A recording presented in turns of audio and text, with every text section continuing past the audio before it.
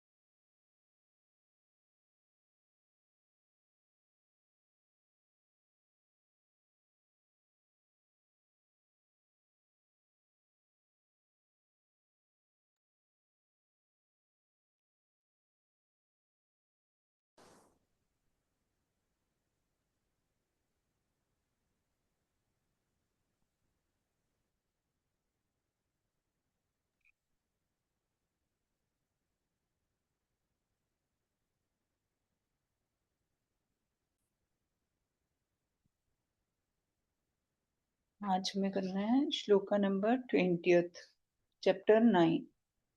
तो आज के श्लोक का संबंध कल हमने डिस्कस किया था कि जो सांसारिक भोग और संग्रह की कामना करते हैं और वास्तविक तत्व को ना जानकर भगवान से विमुख होकर जो सकाम भाव पूर्वक यज्ञ वगैरह करते हैं, वे आवागमन को प्राप्त होते हैं, उनको मोक्ष नहीं मिलता, मुक्ति नहीं होती। तो इसका वर्णन आगे के 2 श्लोक में क्या कहते हैं भगवान। त्रैविध्यमां सोमपाफपूत पापा यज्ञैरिष्ट्वा स्वर्गगतिं प्रार्थयन्ते ते पुण्यमासाद्य सुरेन्द्रलोकम् अश्नन्ति दिव्यान् दिवि देव भोगान्। क्या कहते हैं, त्रैविद्या, तीनों वेदों में कहे हुए सकाम अनुष्ठान करने वाले। अब हमने पिछली बार ये डिस्कस किया था ना कि 3 वेद क्यों कहे जाते हैं जबकि 4 वेद हैं हमें हमारे पास। तो 3, चौथा जो अथर्व वेद है हमारा, उसमें हमने पढ़ा था कि लौकिक जो गतिविधियां हैं, स्किल्स हैं, उनके बारे में वर्णन किया गया है, इसलिए उसको इस विद्या में, मुक्ति वाली मोक्ष वाली विद्या में नहीं गिना जाता। तो अथर्व वेद को छोड़कर बाकी जो 3 वेद हैं उनमें कहे गए जो सकाम अनुष्ठान करते हैं और सोमपहा, सोम रस को पीने वाले, पूत पापा, पाप रहित तो हैं लेकिन वो भोग की इच्छा रखते हैं, सोम की इच्छा रखते हैं, यज्ञ माम इष्टवा, यज्ञों के द्वारा इंद्र रूप से मेरा पूजन करते हैं, है ना। यज्ञों के द्वारा हम देवताओं की पूजन करते हैं, भगवान का पूजन, निराकार निर्गुण का पूजन नहीं करते, हम देवताओं का यज्ञों से पूजन करते हैं। वो क्या होता है उनके साथ, स्वर्ग गतिम प्रार्थयन्ते, वे क्या प्रार्थना करते हैं यज्ञ करते समय कि स्वर्ग की प्राप्ति हो हमें, ये प्रार्थना करते हैं। ते पुण्यम सुरेंद्र लोकम, वे पुण्य जो करते हैं उनके फल स्वरूप उनको, पवित्र पुण्य जो उन्होंने किए, इंद्रलोक को प्राप्त कर जाते हैं, साध्य प्राप्त कर जाते हैं। दिव्य दिव्यान देव भोगान अश्नंती, फिर वहां स्वर्ग के देवताओं के दिव्य भोगों को वो भोगते हैं।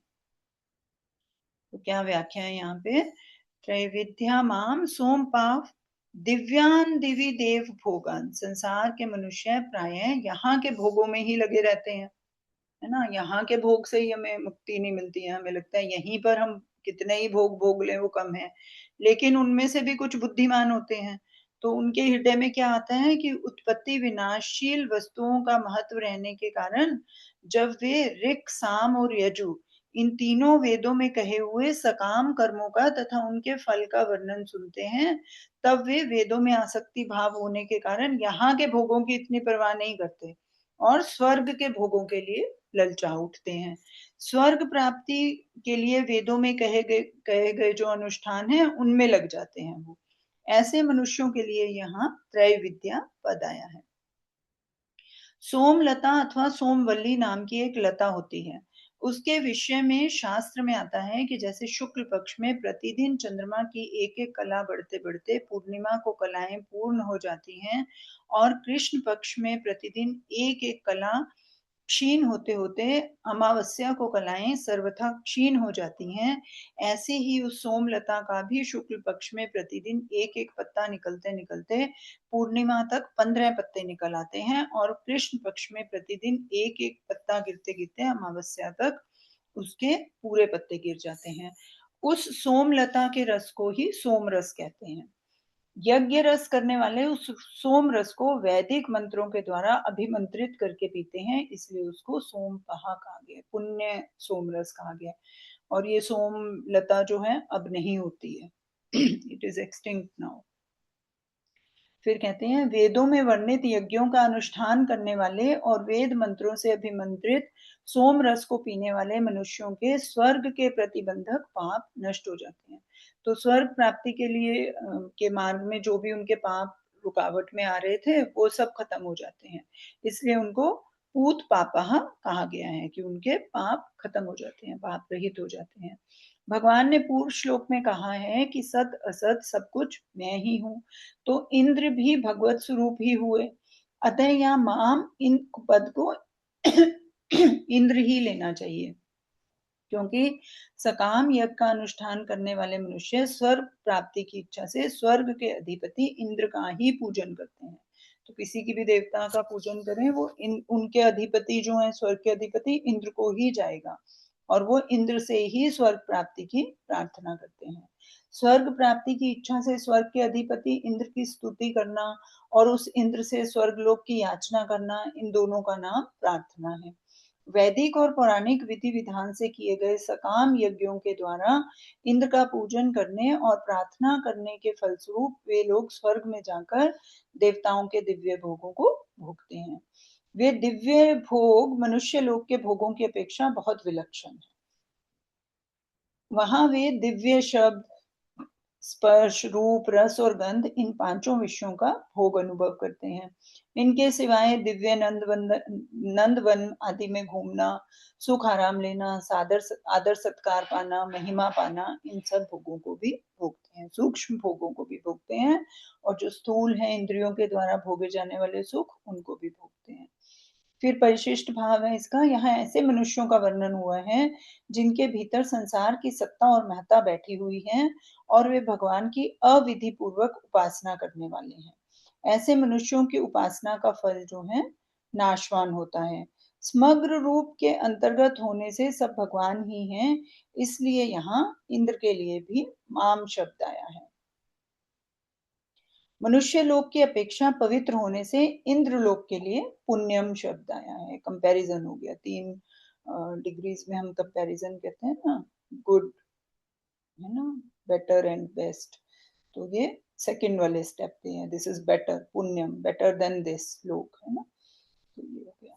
फिर नेक्स्ट श्लोक भी इससे कंटिन्यूएशन में है, इसको भी देख लेते हैं।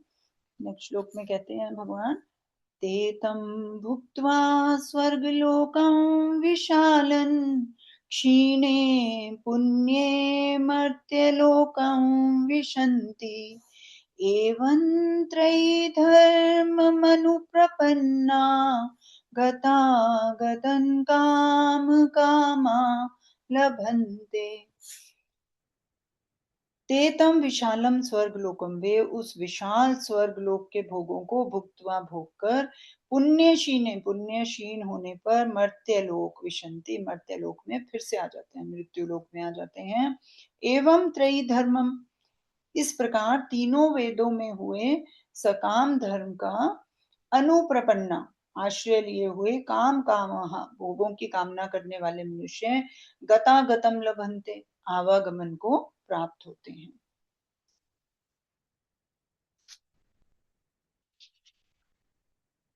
फिर इसकी व्याख्या है, तेतम भुक्त्वा स्वर्ग लोकम काम कामा लभन्ते, स्वर्ग लोक भी विशाल विस्तृत है, वहां की आयु भी विशाल है और वहां की भोग सामग्री भी विशाल है, बहुत अधिक है, इसलिए इंद्रलोक को विशाल कहा गया है।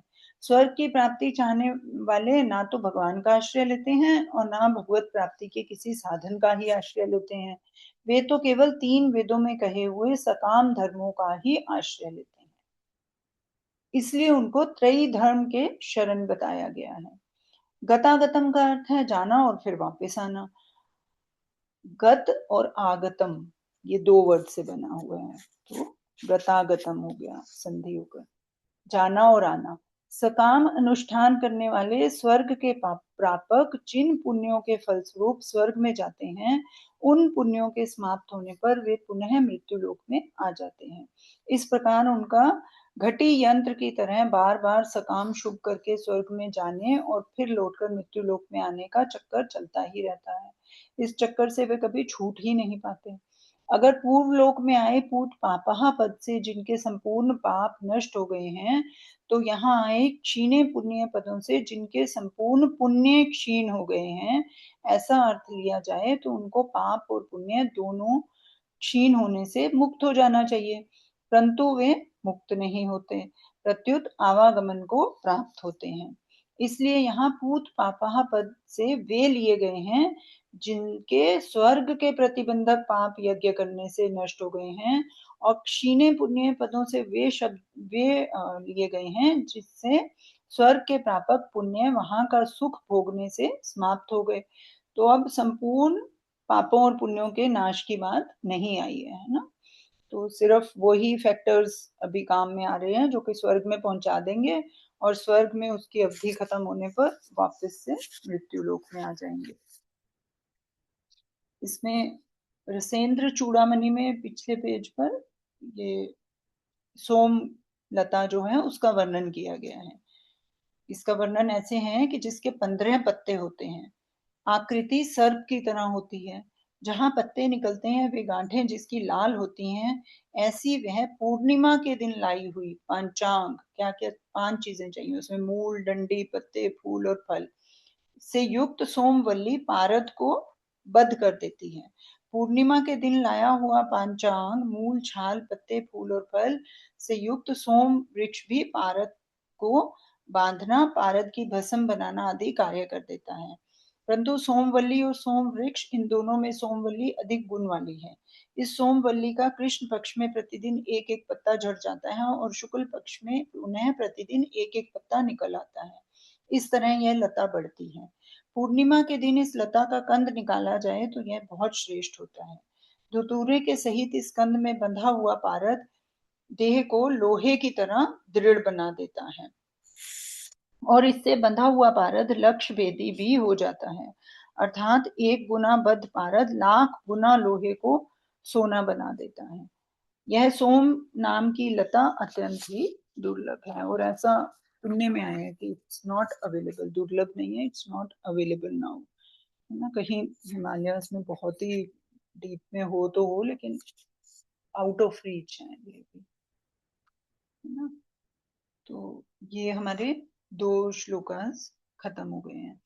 अब नेक्स्ट श्लोक जो है उसका संबंध है कि जो त्रयी धर्म का आश्रय लेते हैं उनको क्या करना पड़ता है, देवताओं से प्रार्थना करनी पड़ती है, याचना करनी पड़ती है, परंतु जो केवल मेरा ही आश्रय लेते हैं उनको अपने योग क्षेम के लिए मन में चिंता, संकल्प या याचना नहीं करनी पड़ती।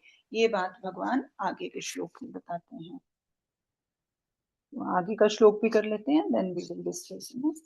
तो इसमें कहते हैं भगवान, अनन्याश्चिन्त्यन्तो मां ये जनाः पर्युपासते तेषां नित्यभियुक्तानां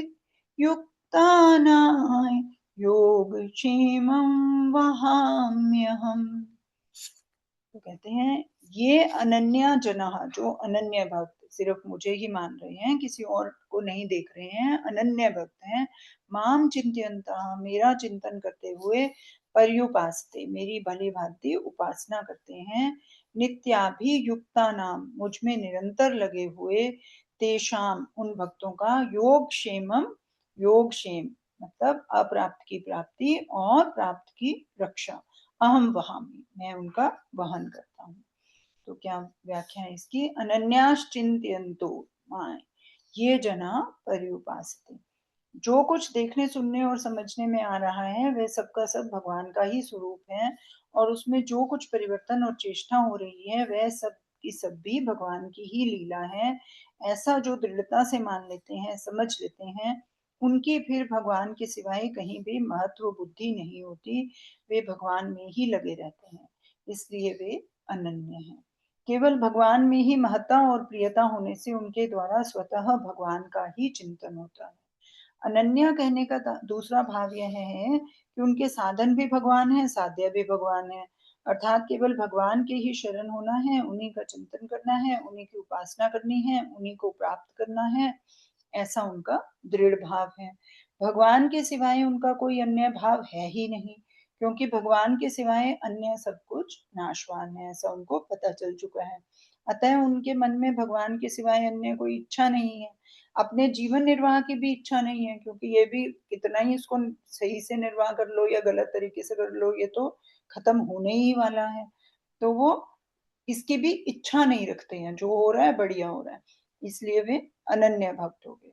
वे खाना पीना, चलना फिरना, बातचीत करना, व्यवहार करना आदि जो कुछ भी काम करते हैं सब भगवान की उपासना है, क्योंकि वे सब काम भगवान की प्रसन्नता के लिए ही करते हैं। तेषाम नित्य भी युक्ता नाम, जो अनन्य होकर भगवान का ही चिंतन करते हैं और भगवान की प्रसन्नता के लिए ही सब काम करते हैं, उन्हीं के लिए यहाँ नित्याभियुक्ता नाम पद आया है। इसको दूसरे शब्दों में इस प्रकार समझें कि वे संसार विमुख हो गए, यह उनकी अनन्यता है। वे केवल भगवान के सम्मुख हो गए, यह उनका चिंतन है। और सक्रिय अक्रिय सभी अवस्थाओं में भगवत सेवा परायण हो गए, यह उनकी उपासना है। ये तीनों बातें जिनमें हो जाती हैं वे भी नित्याभियुक्त हैं। योग क्षेमम वहाम्यहम, अप्राप्त वस्तु की प्राप्ति करा देना योग है, और प्राप्त सामग्री की रक्षा करना क्षेम है। परिश्रम लगता है ना, मेंटेनेंस में कितना सारा परिश्रम लगता है। भगवान कहते हैं कि मेरे में नित्य निरंतर लगे हुए भक्तों का योग क्षेम मैं वहन करता हूँ, मैं उसकी रिस्पॉन्सिबिलिटी लेता हूँ। वास्तव में देखा जाए तो अप्राप्त की वस्तु की प्राप्ति कराने में भी योग का वहन है, और प्राप्ति ना कराने में भी योग का वहन है। कारण कि भगवान को तो अपने भक्त का हित देखते हैं और वही काम करते हैं जिसमें भक्त का हित होता है। ऐसे ही प्राप्त वस्तु की रक्षा करने में भी क्षेम का वाहन है और रक्षा ना करने में भी क्षेम का वाहन है। तो अगर हमें लगता है हमारे पास कोई वस्तु थी और हमसे छूट गई है और भगवान ने तो इसकी रक्षा की ही नहीं, ये तो हमारी वस्तु थी, अगर हमारे मन में ऐसा भाव आता है तो उसका उस टाइम पे जाना भी हमारे लिए हितकारी होता है, इसलिए भगवान ने उसकी रक्षा नहीं की। वो अपनी तरफ से पूरी रिस्पॉन्सिबिलिटी है उनकी, वो पूरा वहन कर रहे हैं कि हम जो है सात्विकता की तरफ, मोक्ष की तरफ अग्रसर रहे। जो उसमें चीज हमें प्राप्त होनी चाहिए वो प्राप्त करा देते हैं, जो नहीं होनी चाहिए उसको नहीं प्राप्त कराते हैं। हम कितना सिर मारते रहे ये मिल जाए, हम ये मिल जाए, नहीं होगा वो ना। जो हमारे पास है उसको प्रोटेक्ट करके रखते हैं, और कुछ चीजों को हम बहुत ज्यादा प्रोटेक्ट करने की कोशिश करते हैं, लेकिन फिर भी वो सिचुएशन, पीपल है ना, मनी, कुछ भी वॉटेवर, वो छूट जाता है हमसे, क्योंकि उसी में हमारा भला होता है, वो हमारी एक सीढ़ी है आगे बढ़ने के लिए। इसलिए भगवान को वो सही लगता है तो वो कर देते हैं। तो हमें अपनी बुद्धि नहीं लगानी है कि ये तो छूट गया, ये तो मिला नहीं, यहाँ तो भगवान आए ही नहीं है, इसका मतलब ऐसा नहीं सोचना।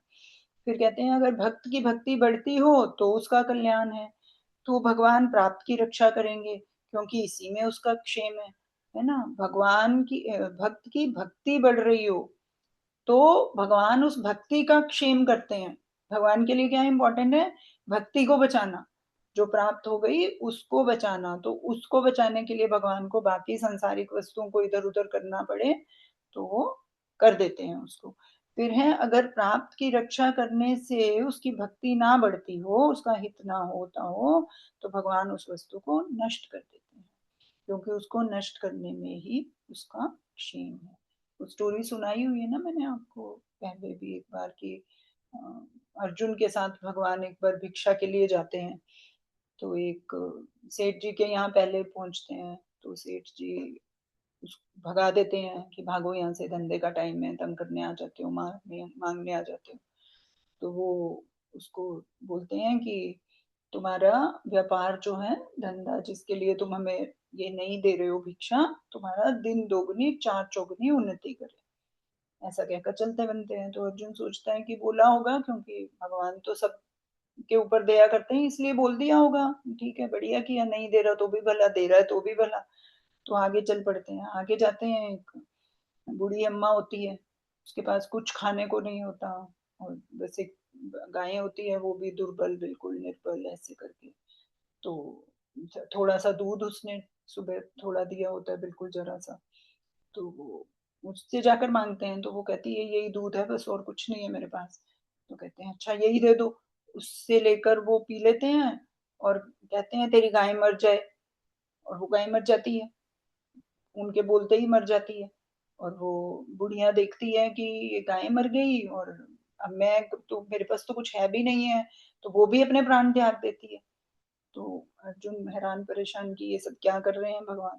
तो उनको बोलते हैं कि ये क्यों किया आपने, वो जो बेचारी आपको दे रही है उसके पास कुछ है भी नहीं है, और एक ही उसका सहारा था वो भी छीन लिया, फिर उसको भी मार दिया आपने, और वो जो कर दे नहीं रहा था उसके ऊपर आपने इतनी समृद्धि की वर्षा की।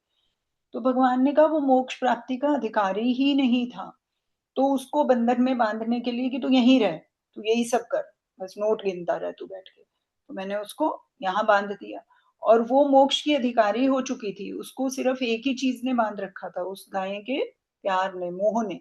तो पहले मैंने उसको मुक्ति दी, गाय को, और फिर उसको मुक्ति दी, और दोनों अब मोक्ष की प्राप्ति हो गए हैं। इस तरीके से भगवान जो भी करते हैं वो बेस्ट होता है, ये बात हमें हमेशा याद रखनी है। फिर है कि भगवान के भक्त क्या करते हैं, अनुकूल और प्रतिकूल दोनों ही परिस्थितियों में परम प्रसन्न रहते हैं।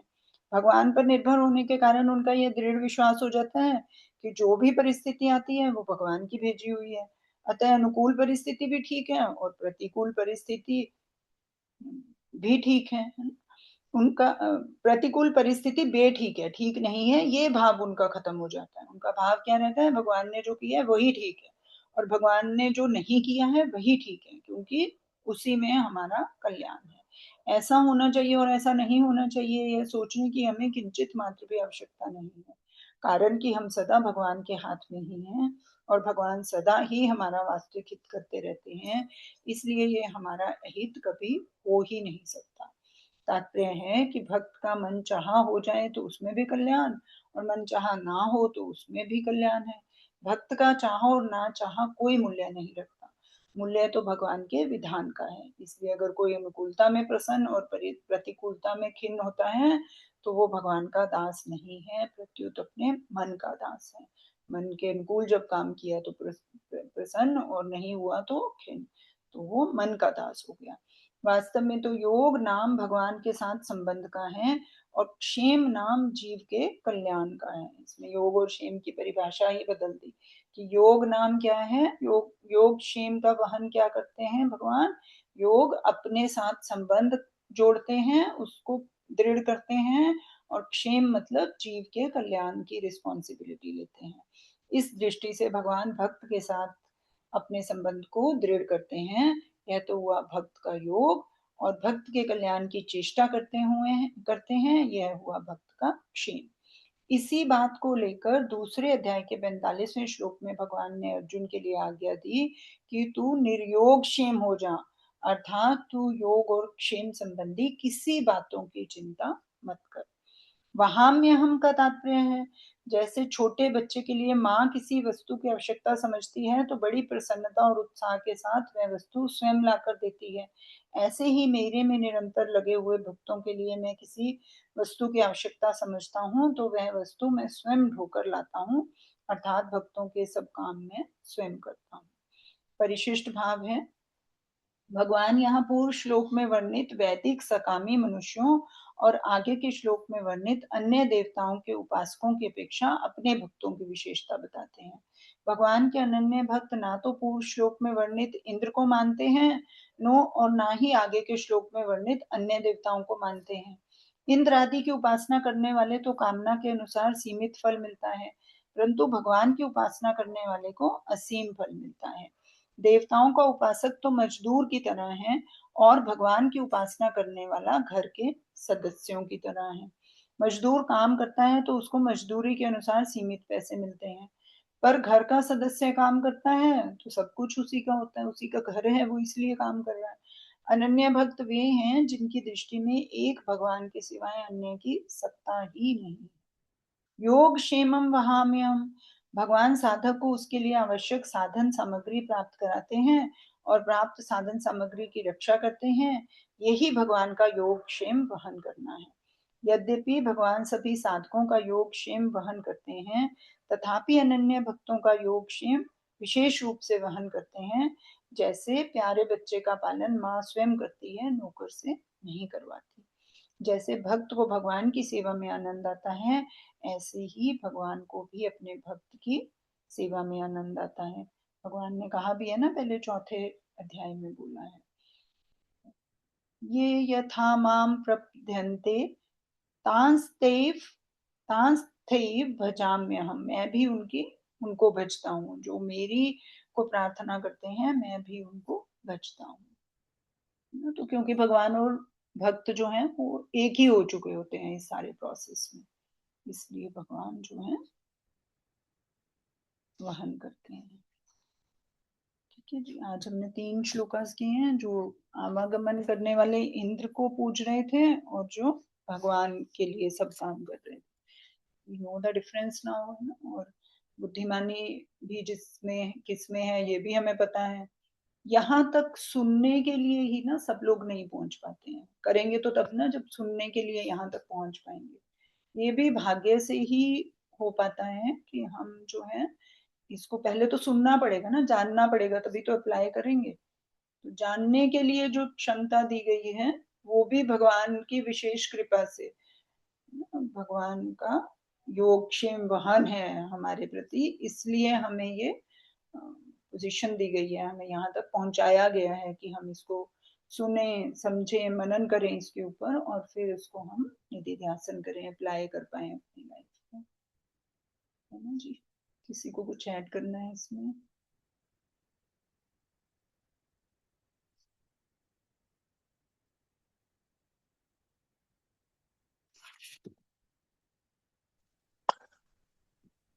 नहीं, ये वाला काफी अच्छा है कि अनन्य भक्ति भी करते रहो प्रभु की, और फिर प्रभु हमारा ख्याल रखेंगे। मतलब कि अपने साथ जोड़ लेंगे, योग में प्रभु हमें अपने साथ जोड़ लेते हैं। हम्म, और मतलब कि जीव के कल्याण के लिए जो है वो सब करते हैं।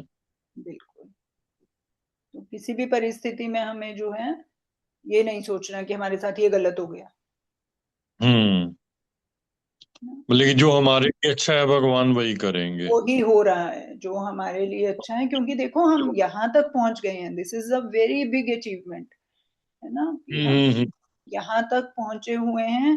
तो अब तो पॉसिबिलिटी ही नहीं है कि हमारे कल्याण के अगेंस्ट कुछ हो पाए, है ना। हम्म। अब तो चाह कर भी कुछ नहीं हो सकता, तो क्योंकि बहुत आगे तक पहुंच गए, तो भगवान जो है पूरा अपना, आज के श्लोक में भगवान ने फुल रिस्पॉन्सिबिलिटी ले ली।